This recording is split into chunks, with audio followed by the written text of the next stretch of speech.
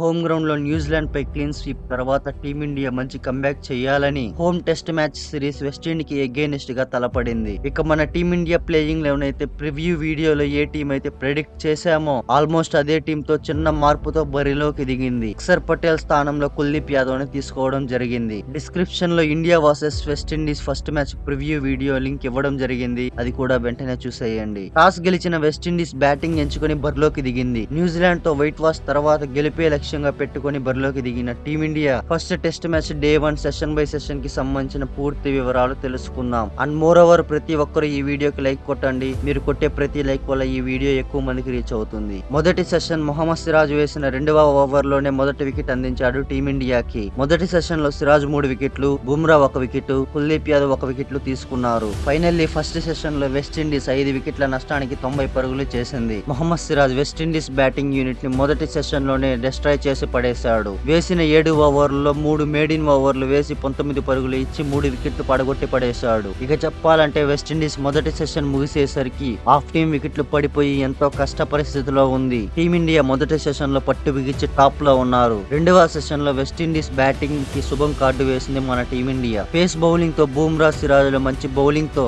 West Indies batting ని నేలమట్టం చేసి పడేసింది. ఇన్నింగ్స్ ముగిసేసరికి సిరాజ్ 4 వికెట్లు, బుమ్రా 3 వికెట్లు, కుల్దీప్ యాదవ్ 2 వికెట్లు, వాషింగ్టన్ సుందర్ 1 వికెట్లు తీసుకున్నారు. ఇండియా టీం అద్భుతమైన బౌలింగ్ తో వెస్టిండీస్ ని కేవలం 44.1 ఓవర్ లోనే 161 పరుగులకి ఆల్అౌట్ చేసి పడేసింది. ఇక చెప్పాలంటే ఈ ఇన్నింగ్స్ లో కూడా అద్భుతమైన బౌలింగ్ తో సిరాజ్ 4 వికెట్లు పడగొట్టాడు. తన విసిరే బంతికి నరేంద్ర మోడీ స్టేడియం దద్దరిల్లిపోయింది. మొదటి సెషన్ లో 1 వికెటే తీసుకున్న బుమ్రా రెండవ సెషన్ లో 2 వికెట్లు పడగొట్టి పేస్ బౌలింగ్ లో పట్టుని బిగించాడు జస్ప్రీత్ బుమ్రా. తన ఏసే యార్కర్లకు తట్టుకోలేక పెవిలియన్ కి దారి మళ్లారు వెస్టిండీస్ బ్యాటర్లు. ఈ లక్ష్యాన్ని ఛేదించడానికి కేఎల్ రాహుల్, యశస్వి జైస్వాల్ మన ఇండియా ఇన్నింగ్స్ ని ప్రారంభించారు. యశస్వి జైస్వాల్ తన ఇన్నింగ్స్ ని స్లోగా ప్రారంభించినప్పటికీ 54 బంతుల్లో 7 ఫోర్లతో 36 పరుగులు చేశాడు. ఇన్నింగ్స్ స్లోగా ప్రారంభమైనప్పటికీ ఆల్మోస్ట్ తనకి వచ్చిన రన్స్ అన్ని కూడా బౌండరీ రూపంలోనే ఎక్కువగా వచ్చాయని చెప్పుకోవచ్చు. కేఎల్ రాహుల్ 114 బంతుల్లో 6 ఫోర్లతో 53 పరుగులు చేశాడు. టీం కి ఎంతో అవసరమైన సందర్భంలో తన హాఫ్ సెంచరీతో టీమిండియాని ముందుని నడిపిస్తున్నాడు. ఇక డే 1 ముగిసేసరికి కేఎల్ రాహుల్ 53 పరుగులతో నాట్అవుట్ గా నిలిచి గ్రీజ్ లో ఉన్నాడు. సాయి సుదర్శన్ 19 బంతులు ఫేస్ చేసి 7 పరుగులు మాత్రమే చేశాడు. ఎంతో మంది యంగ్స్టర్ ఈ మ్యాచ్ లో కంబ్యాక్ చేశాడు అని అనుకున్నారు. నేను కూడా అదే అనుకున్నాను. కాకపోతే అలా జరగలేకపోయింది. 19 బాల్లు ఆడి 7 పరుగులు మాత్రమే చేసి వెనుదిరిగాడు. రెండవ ఇన్నింగ్స్ లో అయినా కంబ్యాక్ చేయాలని మనం అందరం ప్రతి ఒక్కరం కోరుకుందాం. శుభ్మన్ గిల్ 42 బంతుల్లో 18 పరుగులు చేసి నాట్అవుట్ గా నిలిచాడు